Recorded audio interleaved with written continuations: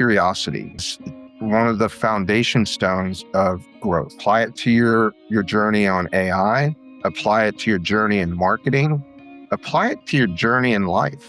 If you find that you don't resonate with somebody, be curious as to why. Go, oh, well, that person's just them. Why? Why doesn't it resonate? A lot of times it may reflect something about you and really not them at all. Welcome to Curiously Stuck, the show where we unpack the stuck moments, curious leaps, and behind-the-scene pivots of becoming a business leader. I'm your host, Chelsea Stuck, former sales manager, now turned brand strategist.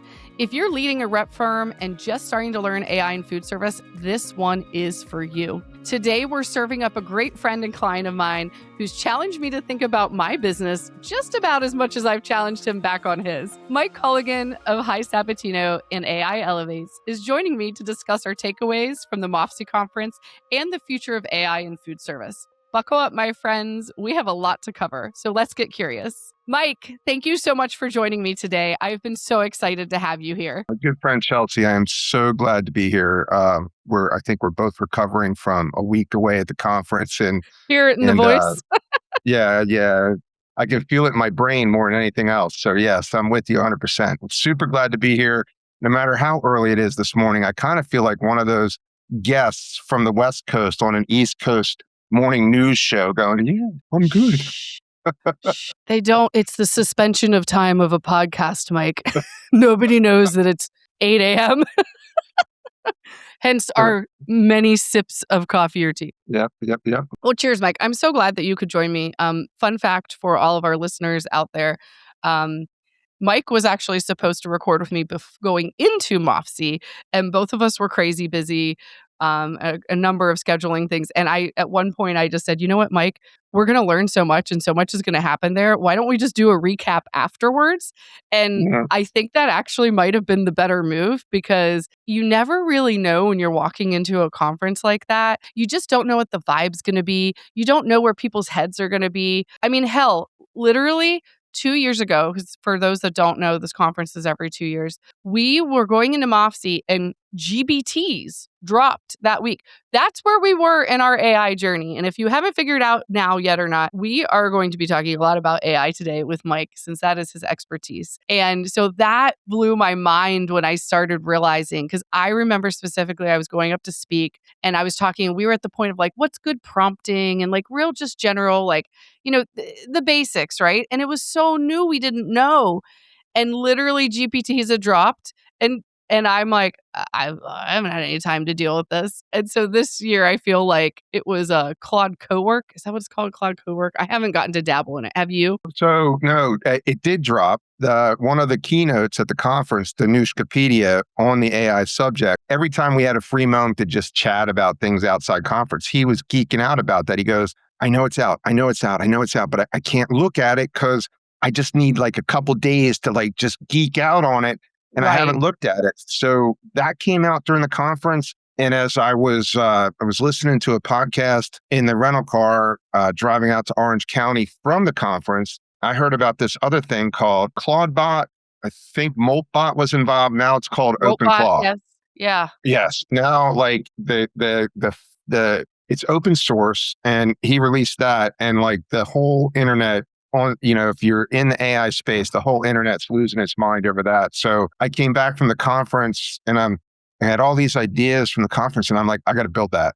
And I did, which was insane. Which is super cool. And I want to get to that during this podcast. But first and foremost, what I really want to know, and that's, I think, where I was kind of getting of like, you never know what the vibe's going to be. You never know where, the overarching brainchild of food service is going to be. What was your takeaway? Like, what did anything surprise you or I know you were going into it with definitely an AI mindset, but yeah, well, it did. So was been on the board for a number of years, and this year was part of a co-chair with an amazing couple of factory people and four other amazing reps if you want to include Neil in Verso.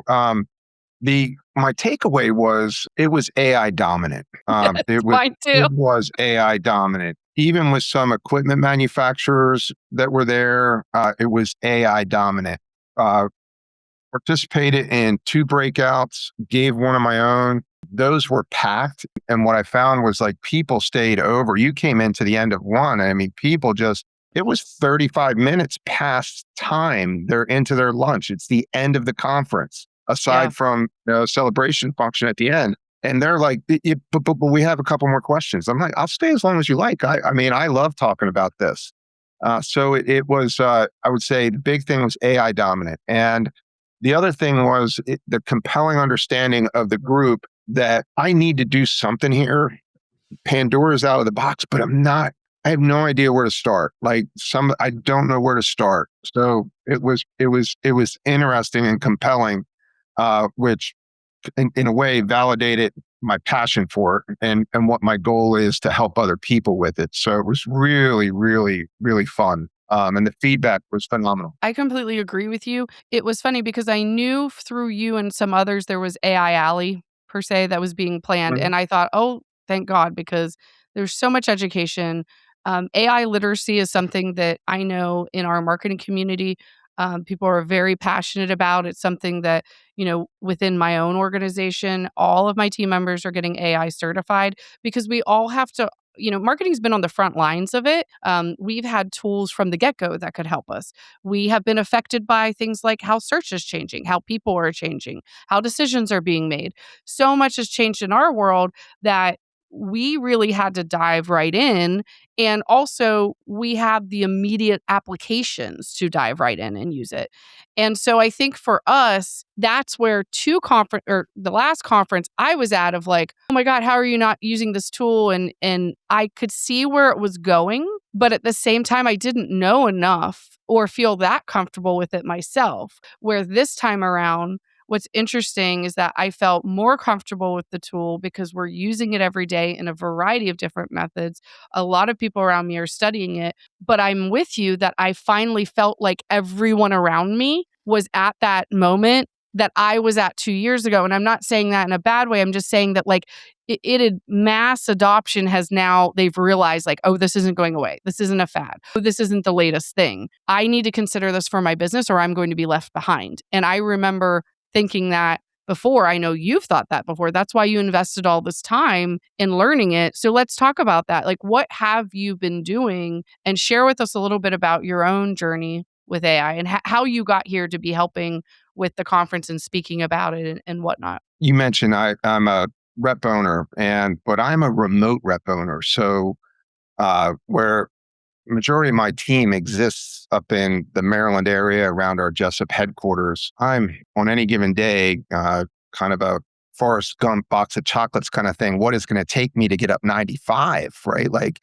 I wish AI could solve that problem for me.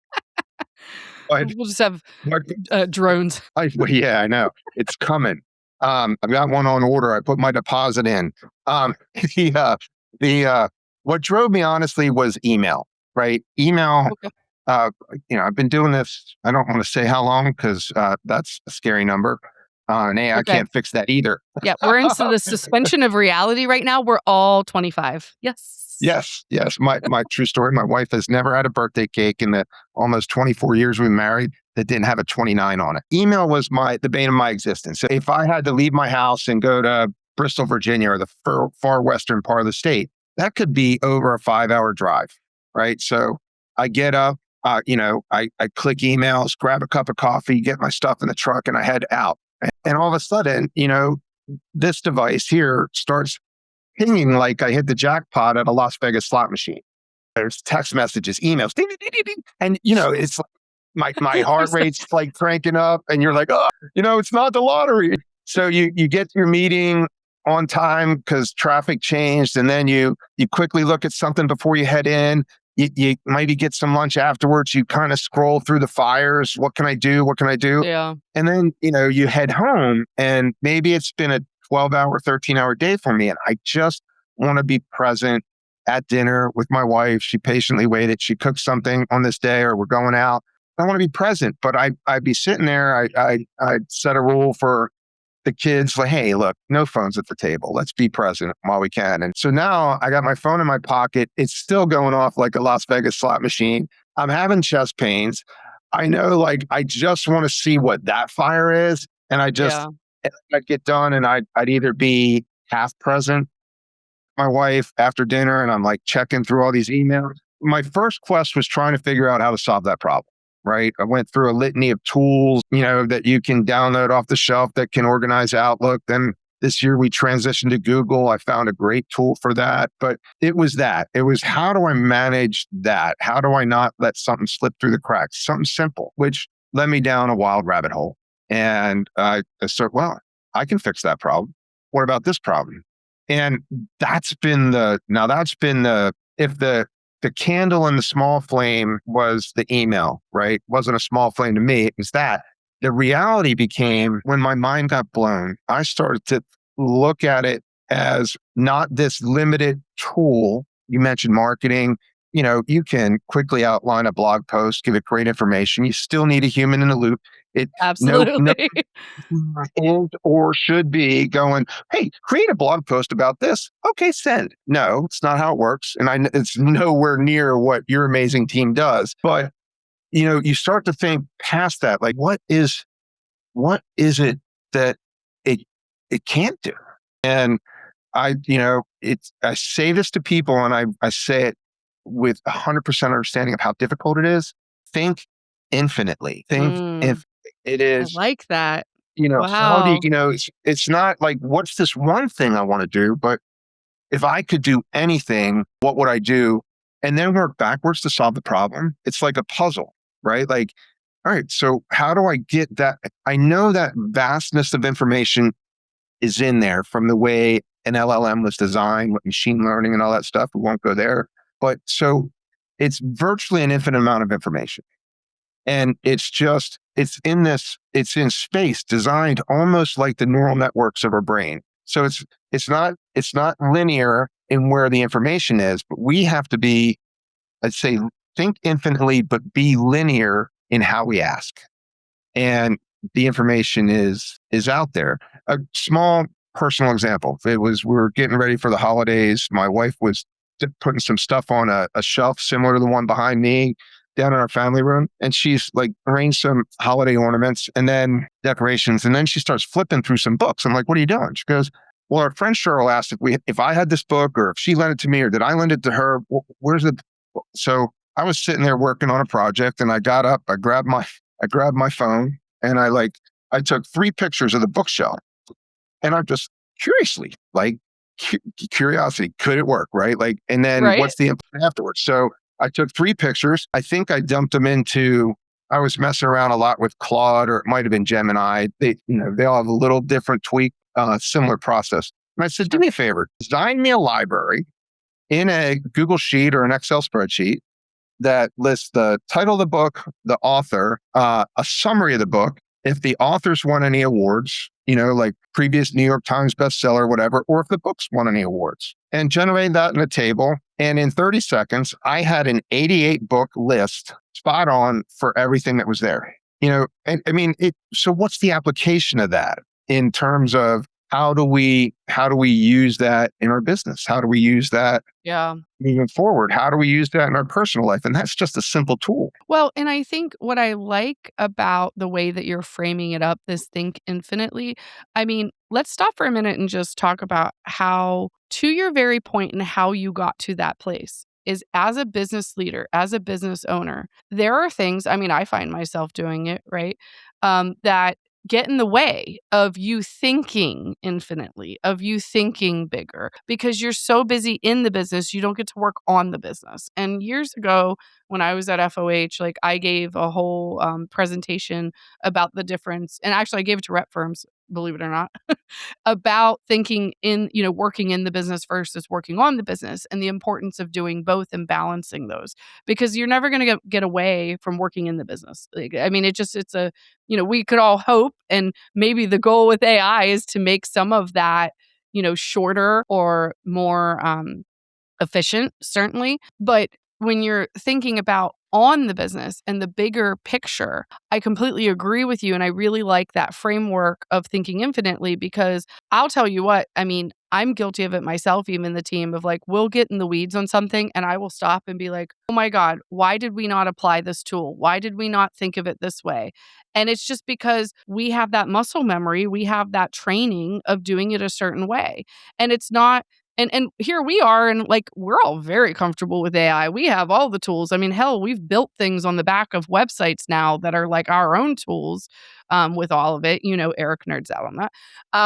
And yet, even we are so deep in it at times, we don't stop to think bigger. And so I think you've really struck on something as simple as your email as a rep firm, right? That's insane. The amount of PO confirmations, the amount of trackings, just that right there. How did that change, working towards solving that problem? How did that change your day? How did that affect your business? I'd love to know a little bit more about that. That's a great question. And we're geeks in this, you and I, and We are. you For you the mentioned listener, we've Eric. had some You're great amazing. debates at times. You're amazing. You're amazing web guy, Eric Nutter. He's awesome. Oh, his ego We just are. got real big. Eric, I you know. got a Well, I'm shout just out. kidding. I got to give him a shout out. He's, we are, we're a fourth generation rep firm, which Yeah. is significant, right? So my partner's son is generation four. It started with Dave's, Dave's grandfather on his mom's side. Then his dad came home from the Navy, was actually going to go to, I think, Georgetown Law, as his mom told me. And then her dad said, hey, why don't you come work in the business for a little while? And we have these great pictures of like from the 40s. They're in the old classic 40s suits, ties, and you see this Bloomfield coffee maker in the background. It's like an old school show, if you will, like something like that, the way it's set up. Come check this out. So fourth generation, and I say that because, it to your point where you were going, it's like there's this part of us that we do it this way because it's worked for so long, right? Right. So And you there's get always into going to be this. some of that. I mean, Yeah, it's not the exact definition from psychology, but they talk about a default mode network, right? Like you can be working on yourself personally and you're doing really well. And then what happens is you hit that speed bump, right? Like that you had that horrible day at work and you default back to like, oh man, this is terrible. This job sucks. Whatever you want to say, like you revert back to like, because this is where it is. So we hear, well, this is the way we've always done it, or this works this way. If it's not broke, don't fix it. Those sorts of things. But then what was interesting as we started to talk about this, and we were doing, especially Nolan and I, we were doing a lot of research on what our next CRM was going to be. We had to transition from that. Yes. And so you had to do a real honest assessment of where we were, where we've been, and where we'd like to be, right? So Nolan did this thing in our office where he looked at our office manager, who happens to be his mom, and he looked at our assistant office manager, Brian, and we had an older CRM, and what they were doing, some of it was redundant, but they were cutting and pasting like these things from emails that says, hey, factory sales manager so-and-so said, yes, this extra discount would apply to this job based on size of the order, the roles of the company, whatever it may be. And they're cutting and pasting that into the CRM. When we added that up, the number of days they worked, what their average salary was, it was somewhere around $150,000 to $180,000 in a year spent on that simple repetitive task, right? So as sales organizations, this very well. Like you're looking at a spreadsheet for your company and you're like, we got to get sales up, right? Yep. Well, we had, and that was just one thing. We had $180,000 sitting there in what I would call a leaky bucket. I didn't need to go out and get a new line. I didn't need to go out and generate more sales. I just needed to clean up some systems in my own house. And that was the great start. That allowed us to pick up, another employee and do some other things in infrastructure that we wanted to do. So it's those sorts of things that built that out without getting too geeky about the actual system. But if you can you mentioned POs, right? So POs come in an email. It is now very easy they would take that, they would load that into our previous CRM, they'd put it in a spreadsheet too, right? So we had a record of it, and then they track it somewhere else. Well, I mean, that email comes in a simple automation says, hey, when an email comes in, check to see if it has an attachment.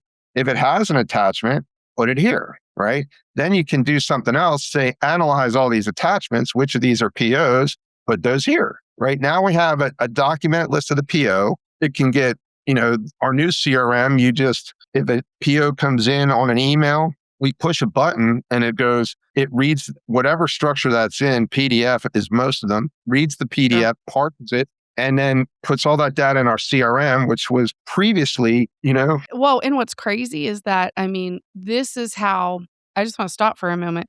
This is how quickly things have changed. That was not possible, 2 years ago? I don't know at what point it started being able to do more complex tasks because it's moved so fast. And it's funny because also we'll have conversations sometimes and I'll be like, yeah, remember when we couldn't? And I'm like, oh wait, that was 2 months ago. oh, but but no, that's a great point. I've had so clients it's on not the long phone. ago that you've been able to do No, these things. no, I've talked to factories. Let me be really clear. You asked me a question. I'm not a coder, right? I think I learned COBOL and BASIC in high school on an old Radio Shack TRS-80 that used a rectangular cassette recorder to record the data. It was pre floppy disk of any kind, and I still, somewhere buried in a box here, I saved a copy. I think it was 1988. It was either Time Magazine or US News World Report. IBM had released the first personal home computer. And it had, and it's not going to mean anything Was to it the Tandy? many of I us had a today. Tandy growing up, and I remember Yeah, it was right. Yeah, Tandy was the an Tandy was offshoot of somewhere in Radio there, Shack. right? Yeah, yeah. You could build those. But so this thing, basically, it was an 8088 processor. It had a 10 megabyte hard drive and like a 2.5 megabyte hard floppy disk and a 5 megabyte floppy disk. Wow. Right. Ooh. And a green monitor. And the cover of Time magazine was IBM releases the home computer. Will we ever need this much power? Right. That was 1988. 1980. I know I have a daughter that, I have kids that weren't born, before 1998. But the reality is it was a blink, and that was the home computer. Now, any one of our phones has probably 1,000 times, 1,000,000 times the power that computer had. And each manufacturer of phones is going to come out with something new and something else and something better. Yeah. And I've been on the phone with clients talking about, hey, what about this tool? Can I use this? I'm like, by the time we get off this call, there's probably 100 other tools that are going to be released, and it's like, Yeah. So that's another aspect of what happens in the early adoption. We start chasing the next new shiny object. And, we've done it, Apple's trained us every year. Hey, every year in September or every other year in September, we do the big Apple release and they're going to introduce the latest iPhone, Apple Watch, whatever it's going to be. And we chase that shiny object. Now we have this platform of infinite intelligence. And we get bombarded on our social media. We get bombarded in, if we follow this, like, oh my God, that's crazy. That's going to do this, it's going to do that. And we just need to wind that back a little bit if we want to think about business a little bit. Yes. And we got to go, how do I not chase a shiny object? How do I look at, I got to do, everything starts with an assessment. Like, what is your tech stack today? What tools do you use all the time? What are your pinch points, right? Don't approach it where tomorrow I'm going to be an AI company and everything we do is AI. Oh, then you'll have some really poorly written emails and your social media might go to crap. And I hate to tell you, but it's not that, and I don't mean it's not that simple to be like sitting in the ivory tower or anything. I mean that your point earlier of being curious and your point, I think too, of finding an assessment is so important because you quickly identified, here's where I'm losing time as a business. And here's where I can, without really, at this point, and again, on our end, we can build a lot of tools. You can build a lot of things yourself. And if you don't chase all of the shiny objects and you don't chase with the latest and greatest and just focus in on literally Like, here's the problem. Here's how much time we save. How do we solve it? There might be a tool that's already built that can do that. Or the beauty of where we're at now is in some cases, if you have someone who's very savvy or you hire someone who's very savvy, a lot of these things can be built yourself. Like, you don't have to go to super complex coders and systems. Now, not to say there's not a place for that, because I know we run into that as we watch people cowboy a lot of things. And sometimes we'll say, like, cool, but have you tested this? There's a reason why, even on our end, we will still go with, well, there's a whole team behind this particular product. We know that we don't want to be in the business of servicing that product. But there's other things that we are perfectly capable of coding ourselves. We have coded ourselves. It works wonderfully, and it's our tool. So I really I like the way that I think it's very tangible for people that are listening out there to understand, like, how you identified one specific problem. You multiply that $180,000 of time of labor. That is huge, not just to a rep firm. That's huge to any organization. I mean, just that efficiency alone. And how long did it take you to solve it? Like, how long, like, in dabbling and coding, or I don't know, figuring it out? Like, how till you felt comfortable? Like, was it a month, 2 weeks? I know there's a testing Um, period, but, like, how long would you say all in to feel comfortable with solving that issue? I've been doing a deep dive on this for a while. And, I went from, like everybody starts with ChatGPT or something like that. What's the best pizza place near me? Right. That's a Google search. Right. And I want to be, not we need to be. I want to be also somewhat green about this, because there's energy consumption with AI and resource consumption. Using it as a Google search is really important to not do, right? Like, think about that infinite comment earlier.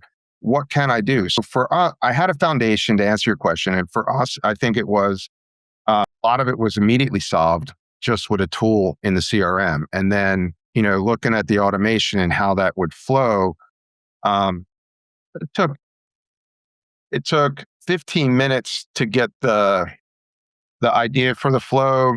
At that point in where I was doing this, it might have been another 30 to 45 to make sure I got all the fields in the right place and tested it. And I wasn't going to have somebody yelling at me in the office. You just auto deleted like all of our purchase orders. And we had that because you mentioned it too. There's trial and error. There's always trial and error. I mean, this is part of I it. was talking to a factory who deals with a very, professional marketing team like yours. And somebody put out, they AI'd something, it got out, right? Like, they posted it as a social for this brand. And then another rep group was like, did what we all try to do for our factories. We repost, retweet, whatever it is. And, with a comment saying, yeah, it's great, and all of a sudden somebody read it and goes, well, that machine doesn't actually have that. And you're like, kind of like, oops, right? And we've it's been done. It happens, right? Well, Quite honestly, human error, and let's also take a time out. Human error occurs. Research error occurs. So, I mean, I think that there's a fine line of, like, the problem. And I said, what did I say in my speech? It's become exponentially more important, or exponentially more consequential to understanding the tool, checking the tool, and using it in the right ways. It's not an easy button where then you just get to say, oh, the work's done for me, and I walk away and leave it to the bots. You do that and you will be that factory that has something posted incorrectly. That said, being yeah, also on the other side of it and in the production side, human error also occurs. And I know one thing we've had to deal with, which everyone's going to have to deal with soon. I told a couple people, I was like, buckle up and welcome to our side, where then people will say, well, you used AI for that. Well, actually, no, someone just made a mistake. Like, I mean, that does happen, right? And I'm not making yeah. excuses. I'm just saying that there's also this, like, lens that we're starting to see things through of what do we trust and what do we not trust, and what's authentically made and what's not. One of the bloggers that I follow, literally this past week, because of Moltbot or Moltbot or whatever it's called. It's changed again. Yeah. So it went from Moltbot to Claudebot, CLAWD bot. And then Claude, Anthropic, the parent company to Right. Claude.ai, CLAUDE.ai, sent them a letter, said, hey, that sounds just too much like our thing. So they went back to it and they changed the name to OpenClaw. Ah. And yes, so it's So morphed. the point is even in his blog, he normally has like a little, I don't know, graphic that says 100% human content, right? Because he writes all of his blogs, 100%. He doesn't use AI. This time he said, I had to use AI to do so much research because this is happening so fast and I, didn't understand it or I needed to know more. And so he actually pointed that out. And, that's the age that we live in now, that these things can happen quickly. Yeah. So, I mean, you know very Anyway. well, and maybe a lot of people don't, but if you generate, if I sat here while we're on this podcast and I type in, hey, generate a blog post about doing a podcast, da da da da da, talk about this, and this, and it's gonna, you give it some good guardrails, you give it a tone, maybe it's learned your voice over time, it's gonna write it like you. It's still gonna generate this text, and it's gonna have artifacts in it that you and I don't see, right? And those artifacts kind of identify the origin to it, where it came from. So Google, for instance, has a what they call a gem, where you can drag a Google photo in. You can drag a photo into it, and it will tell you. It won't tell you if it was created by Midjourney or some other one, but if it was created by Nano Banana or one of Google's AI image generation products, it'll tell you that, right? So we're in that place where there are now, because some people have figured out about that artifact thing. There's a product out there that you can feed that into, right? It strips it of the artifacts. It gives you a clean output. And then you reformat it and post it. So people are working around that. I remember having a Tesla and Amazon sold this weighted thing that mounted to your steering wheel to kind of fool it, because Tesla wants you to put Oh, a little yes, pressure on yes, the yes. wheel, right? My husband So has, yeah, it's the same thing. You're kind of fudging a yeah. system that you shouldn't, right? I love the fact that you mentioned that blogger about doing, hey, I write this 100% of the time, and then identifying when he didn't or she didn't, because it's really important. If you look at Meta, Meta actually asked you to tag it. Is this AI? Is it not AI? It's still going to run it through an algorithm and try and figure it out. And what we're also learning is that, and as a marketer, you know this well too, is that handwritten human stuff still tracks higher in the algorithm, right? Being human still matters a lot. And this important leap here is to go, hey, it's not about replacing us. And we had a keynote at the conference. Ian did an amazing job on this. Everybody likes to say, hey, AI is not going to replace you, but somebody who knows AI is going to replace you. And there's some truth to that. There is. I woke up this morning to Amazon laid off, how many people, right? 14,000, I believe. Yeah, I I'm mean, right. it's a lot, and I know that's some. changing, right? So we talk about office managers in our business, to bring it back to business, and Yeah. whether it's a receptionist or whether it's something like that. You know what? I can put a bot in your business or anybody's business out there, voice agent. I do it all the time. That is, you mentioned earlier, hey, humans make mistakes. No, this was human. We actually, it was a typo on our part, or we got bad information and we put it in there. It happens. We're a business and we're moving at really, technology is driving the speed at which we're all moving today, right? So, We could not you, compete as an agency had we not embraced and adopted and learned and understood AI. I mean, that is just right, the reality of scaling and in our world. That I think is what's going to happen and is happening now in your world as a rep in the manufacturing world in food service. And I think correct, that to pull this full circle, that was the aha that I felt and saw and heard at the conference that last time wasn't there. It just Yeah, wasn't there. me too. I spent a lot of time just replaying all of my encounters at the conference, and it was, how did you get there? What tools do you use? How can I use it in my business? And I'm like, do you mind talking to me about it? Like, look, full disclosure, I'm a complete noob to this. I don't even don't judge me because I don't know where to start. I'm like, But no all of us are judgment. I learning. mean, all of us are Oh, you figuring it mean out. them. Yeah, I was gonna say, Yeah. that's my response to it. Like, for a minute, I thought you were saying, I'm like, but that's the truth No. is all of us are Yeah. learning. We're all I mean, learning. Yeah. That in real there's time. no judgment. And what I'd say, and I said this to a couple people at the conference, is like, well, you're so far ahead of everybody. I'm like, I'm going to tell you that if I was studying Mandarin, right, and I had the time in Mandarin, it's going to be a big gap. I'm going to keep learning, and you may never catch up. I said, but in this space right here, if you want to say I'm here, right, and you're here, you could catch me and pass me in no time. It may very well depend on what rabbit hole you go down that brings your curiosity in, that pulls you in. The ability to learn anything right now is simply defined by two things. First, your imagination. Second is your available time, period. And that's it. I did a I did I did a massive deep dive one night, tried to break Claude, right? I'm like, how far can I I think you push this called thing? me after this. I feel like we had the conversation after Oh this. yeah.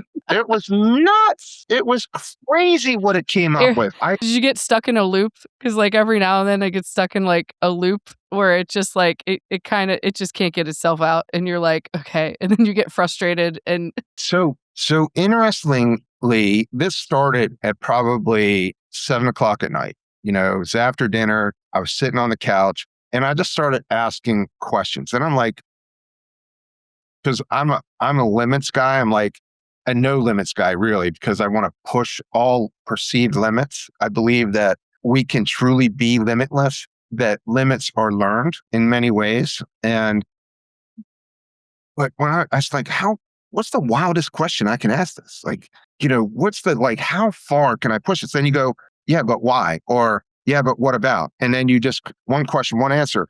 What happened in the end is that now this is like at 4:30 in the morning. I'm bleary eyed, bloodshot. I'm going, what, wait, what? No, and I'm doing this deep dive. It's 4:30, and it goes, look, what do you really want to go back to that original question you were asking me, a little while back in chat? And I said, hey, are you pushing back on me? And the AI comes back, well, that's very astute of you. Actually, I kind of am.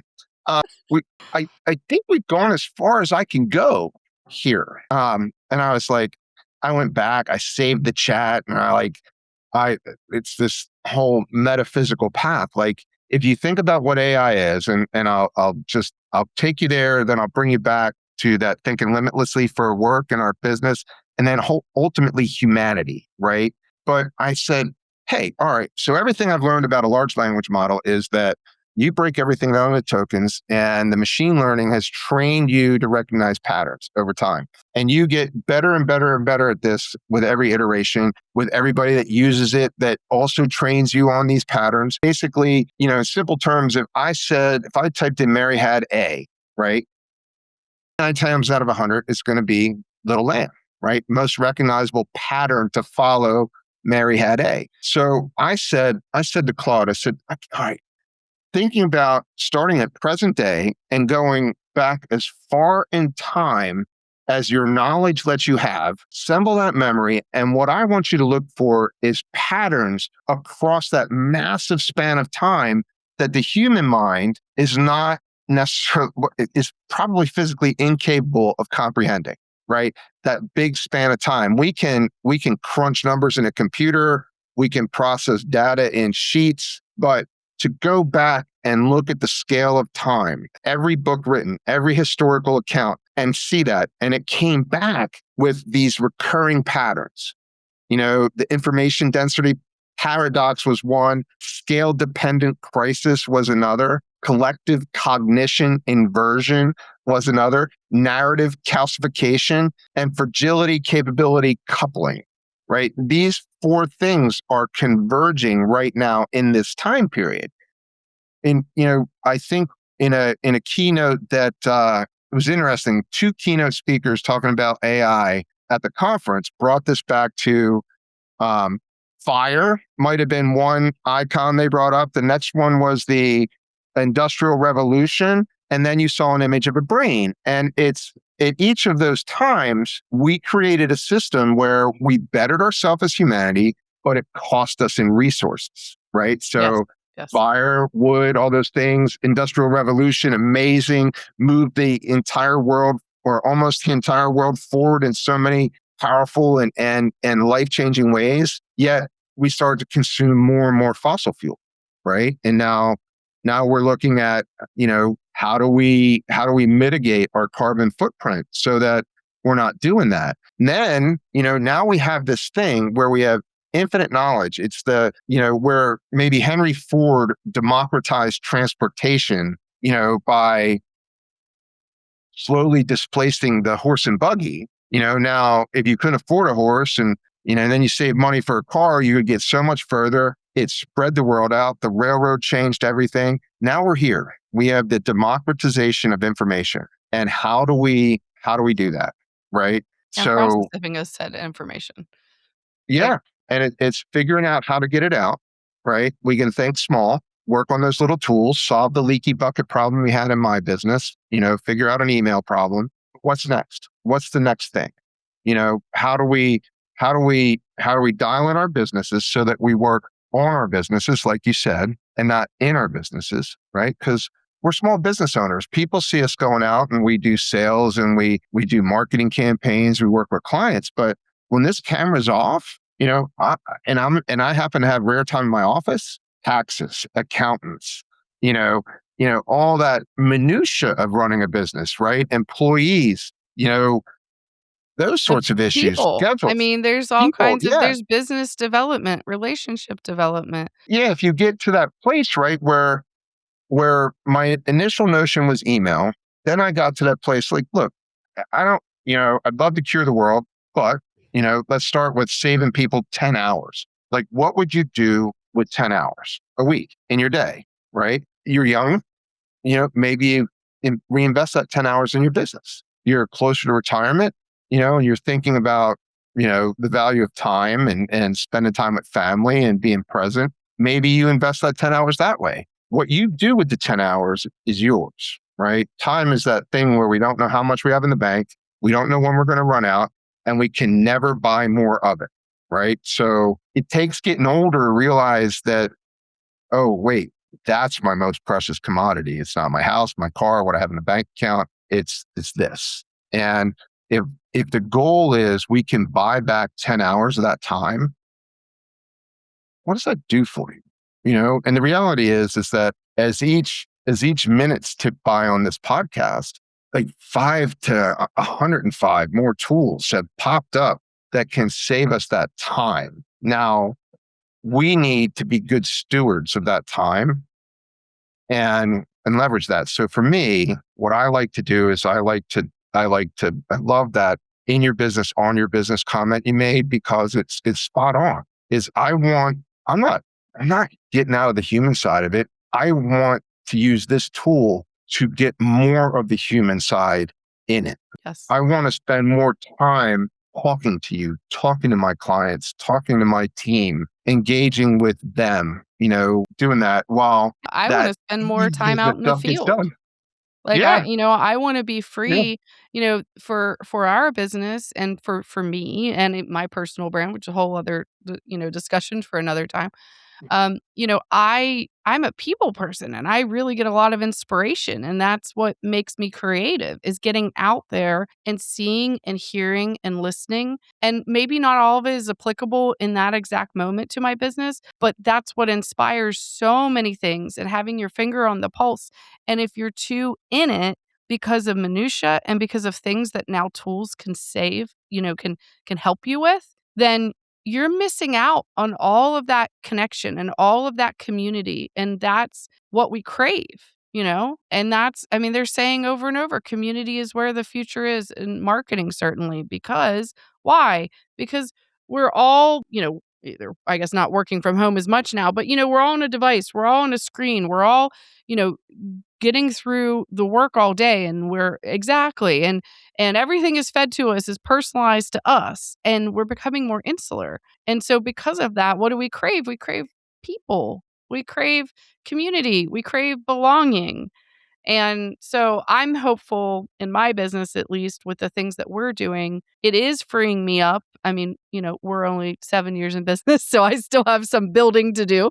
But it's freeing me up to spend time doing a podcast now. That was the goal for years and years. And I couldn't get out of my own way to do it until I put certain things in place. So, Yeah, it's interesting because, I went down a short rabbit hole. You kept me on a leash there. Good job. I'm not very well leashed. But we started talking about the conference. And that last part that you and I just went back and forth about, the human part, was the other side of the conference. Yeah. We had an amazing author and speaker, runs a podcast talking about sell from the heart, right? It wasn't about AI. It was about, hey, let's connect with our people, right? We had Mike Messeroff, talking about, and how impressive. Were you in that breakout or in the keynote? In the keynote, yes. Yeah, you've been to enough of these, right? Where that's a moment where the hardcore old school salespeople they walk out. I'm gonna grab my phone, catch this thing, I'm gonna catch up on email. But he had everybody present, putting their phones down. They stood up, they shook out, they shut down he did a 2-minute, let me take you just quiet for 2 minutes. And then when he was done and brought everybody out of it, it's like, oh, by that was meditation.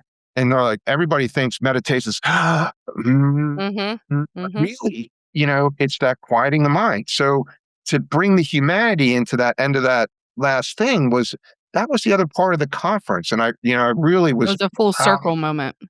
Yeah, I was proud of MAFSI because it was tying it together. We have this big push, for sales, move more boxes, right? Then we have this, other push for time that can be soul crushing for so many of us because of being in the business and having to be on the business at the same time, like you said. And then, we have to find that time to also heal ourselves, right? Like our good friend, mutual friend, Jason Wange, the Foodservice Power Plant Network. I'll give him a shout out too. But, it's like, how do we bring that balance into our lives, and make that work? Another presentation was the Burt Chef Project, another great cause. But the point is, it's about, yes, embrace the tech. Don't be afraid of it. It's out of Pandora's box. If it turns out to be a terrible thing, it's really out of our control anyway. So do everything we can do to make it good, right? Right. Leverage that in your community. If you learn about this in your business, don't hold it close. That community thing, that's a great word, right? In marketing, it started with Facebook groups. Then I think Alex Hermose, it owns, I think, school.com, SKOOL.com, or he's a massive investor in it one way or the other. And it's all communities and about every kind of subject you want to learn. And there is a value in learning together, right? You learn from each other. Community.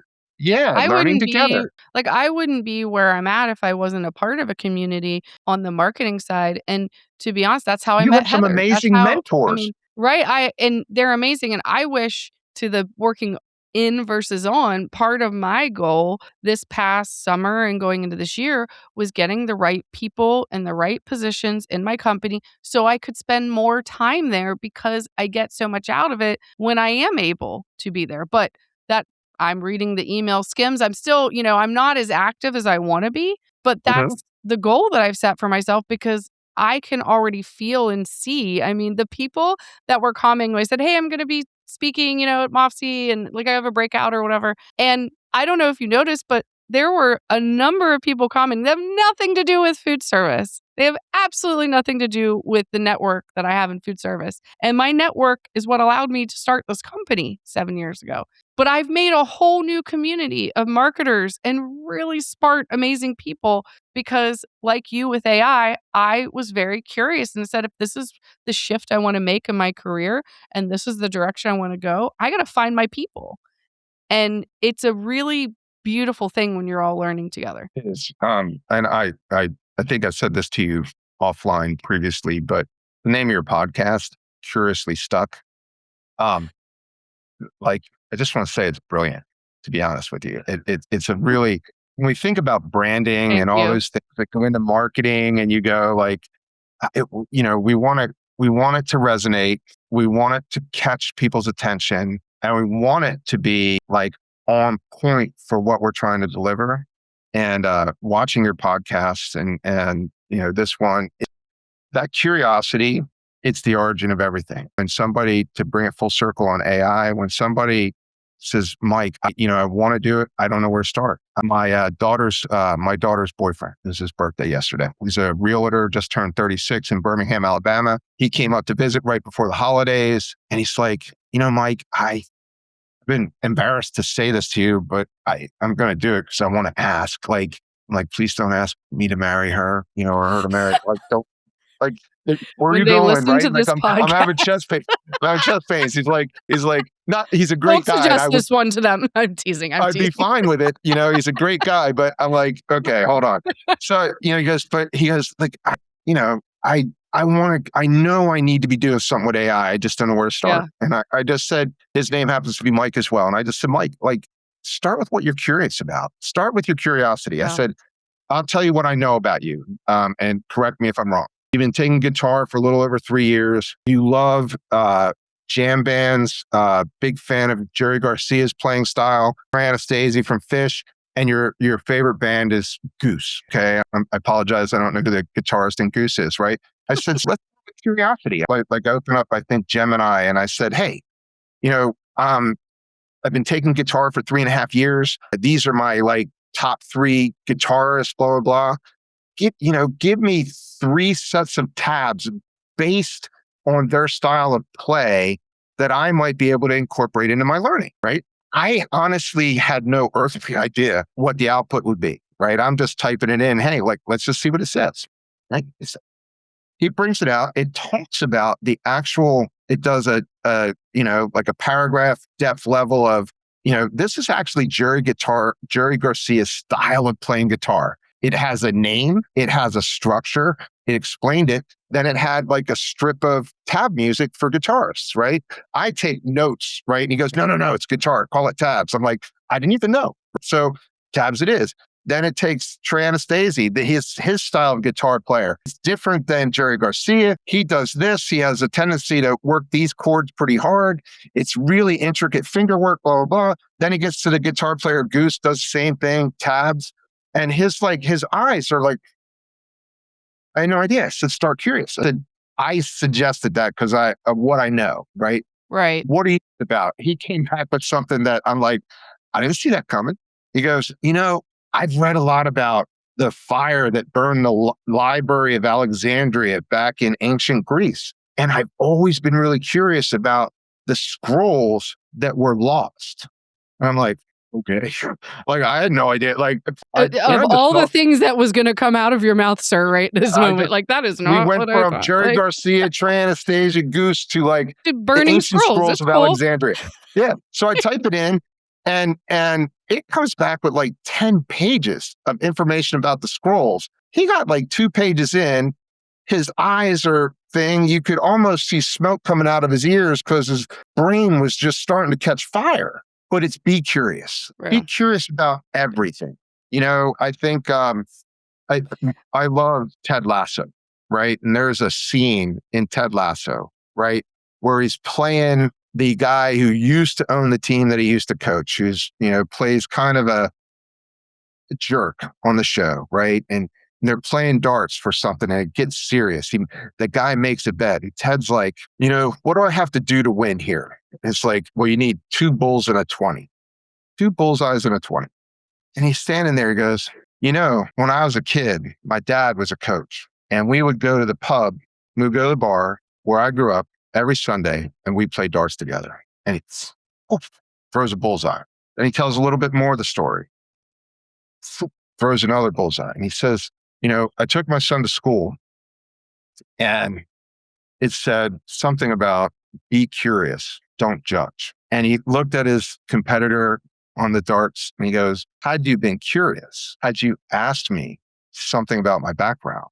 And he looks away from the dartboard and he throws the dart, hits the 20.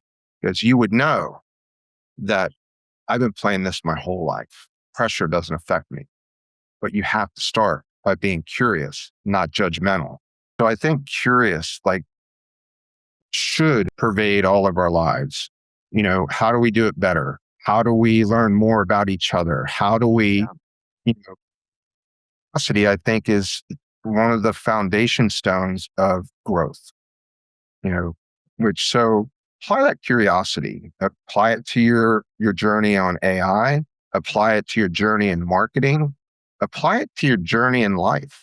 If you find that you don't resonate with somebody, be curious as to why. Go, oh, well, that person's just them. Why? Why doesn't it resonate? A lot of times it may reflect something about you and really not them at all. But you won't know that until you're curious. And who knew? And if I can put a wrap on that for everyone, you just gave fantastic, stories on the why and the how, and really to articulate, I think, to all of our listeners, the breadth of to your point, the infinite, what did you say before? Infinite, or Think endless, infinitely. think infinitely. Infinitely. Thank you. But let me just put it for a moment to all of our food service reps and friends and business owners out there. Take exactly what Mike just said and apply that to, I don't know, a product line or a problem that your customer is facing, or, the type of customer that you're wishing to call on or you want more of in your business, or maybe just switched your product out for something else and you don't know why. And be curious, ask those questions. And, in that 10-page document that maybe it gives you afterwards about burning scrolls, but not because you asked about something else, just know that check the sources, of course, look into it. But just right there, you've used this tool to help you think bigger about your business, understand your client more, get ahead than the competitor. And I think that that's the connect, that your personal life and the things you're interested in, apply those things over to the business side. And then all of this other stuff, I mean, again, Mike has shared with all of us a lot of different tools and way he's saved time. I know that he also consults in this, I think, on the side. Or do you have a community that you can share with us? Don't you have a community, or you're working on one? Sorry, I don't mean to spill beans. No. Thank you for the plug. I appreciate it. The Elevate Effect on school.com. Yes. It's all small businesses are welcome. I'm focused on my community, which is all of these food service people are, serving on MAFSI. The goal is to elevate that organization. I think that I want to democratize all of this and I want to lift everybody up. I heard that a bunch, a high tide raises all boats at the conference for some reason. High tides rise all boats. I was saying that one of our clients, Philip Chow, I'll give him the shout out. I've loved all the shout outs we've had on this. This is like the most tagged podcast ever. Philip Chow, all the time in launching a product, not in food service, in a different industry, says high tides rise all boats. And when he first said it in front of me, I was like, that sounds nice. I mean, I get it. And then over time, we've been working with him for 3-4 years now. I have watched in his industry how everybody is taking that mantra and they're all doing better because of it. And they're all working together because it's about, in their case, about people saving more, having better outcomes in wealth and in retirement investments. So again, very different than food service, but the greater good is so much bigger than just one wealth advisor making more money or getting a new client. And I agree with you. And that makes my heart sing a little bit that it made its way to you and to a couple other people. So it's very cool. Mike, I have loved, I know we've been on for a little bit of time. I think this warrants part 2. So I think there's more stuff to talk about, maybe a little bit more in the weeds. I wanted to make sure that, today we covered things broader. We're coming out of MAFSI. There's a lot of conversation happening. I know I've already been asked once to give my speech again, so I'm really excited about that. And I know that so many people can benefit from what you were sharing, especially in your last session. So thank you for joining us. And put another plug. What's the name again of that, of your community? The Elevate Effect. Awesome. Thank you. Thank you, Mike. Thank you, Chelsea. Again, thank you for putting such a great effort into such an amazing podcast. Every episode you've done so far, I have saved and enjoyed. You take us on all these different places, and I'm super grateful just to be a small part of that. Thank you so much. Thank you. Thank you. We're really, truly in the beginning. I got a little derailed by a tooth thing in December, but we're back on track, Mike. We're back on track. Life happens. Life happens. Thank you so much, and we'll talk soon. Take it easy. Thank you.